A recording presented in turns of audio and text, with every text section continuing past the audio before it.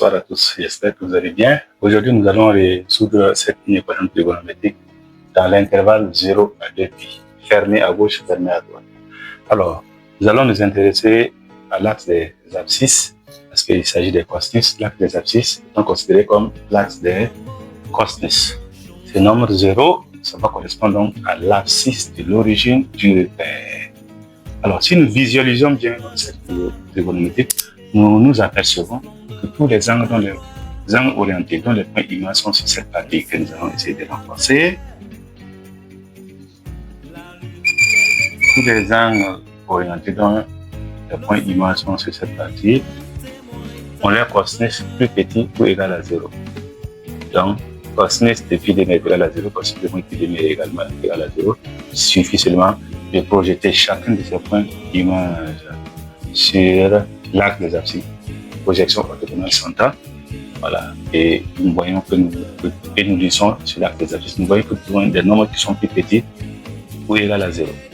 Alors, donc nous allons résumer le travail de visualisation d'après le cercle trigonométrique, d'après le cercle trigonométrique. On a donc ce x en question, il est élément. Attention, on va mélanger les deux intervalles parce que ici c'est moins pi à moins pi c'est négatif, de pi demi à pi c'est positif. Donc nous allons unir les deux intervalles. On dit x est élément de moins pi. Nous ajoutons plus de k pi. Pourquoi? Parce que cet angle orienté dans le point image est là, il a une infinité de mesures. Donc, de la forme alpha plus 2kπ. Donc, nous ajoutons 2kπ puisque le k c'est le nombre de tours du cercle trigonométrique dans le sens positif comme dans le sens négatif pour obtenir toutes les autres mesures. Donc, ça va faire moins pi à plus 2kπ à moins pi sur 2. À moins pi sur 2 plus 2kπ. Nous faisons la même chose, nous ajoutons plus 2kπ pour prendre en compte toutes les autres mesures. Donc, union pi sur 2, même chose, plus 2kπ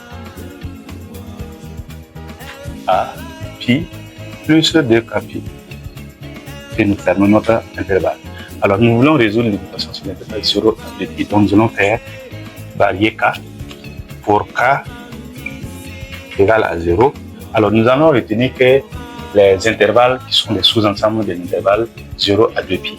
Alors, lorsque k égale à 0, nous allons remplacer k par 0. Donc ici, k par 0, k par 0, k par 0, k par 0, nous obtenons moins pi à moins pi sur 2 n'est pas un sous-ensemble de 0 à 2π. Donc nous l'abandonnons. Union, il y a pi demi et pi. Donc nous retenons seulement x élément de pi demi à pi. Maintenant, pour k égale à 1, qu'est-ce que nous avons? K égale à 1, nous remplaçons k par 1 partout. Et nous obtenons moins pi plus 2 pi, nous avons pi. Donc x est élément de pi. Ici, ça fait moins pi plus 2pi. Moins pi c'est 2, pardon, plus 2pi, nous résolvons, ça fait 4pi moins pi de tout ce 2. Nous avons 3pi sur 2.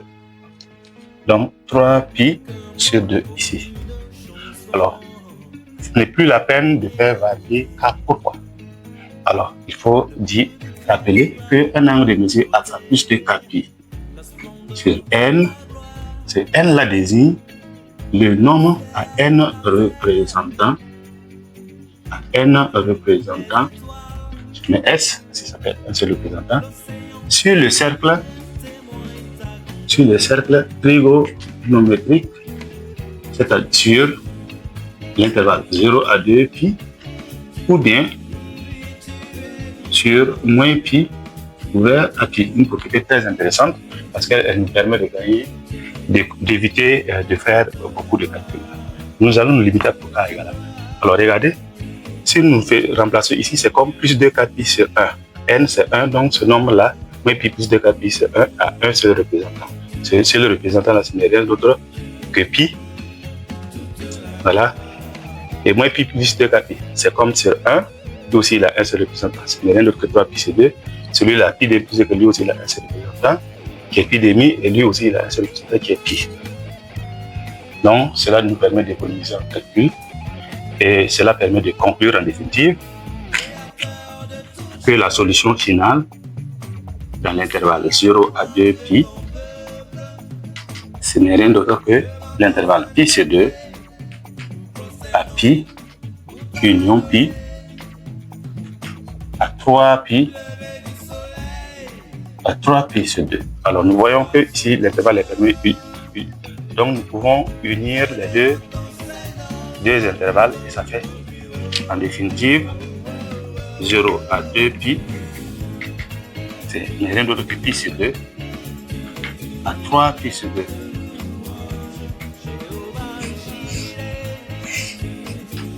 Merci pour votre agréable attention. Rendez-vous au prochain numéro.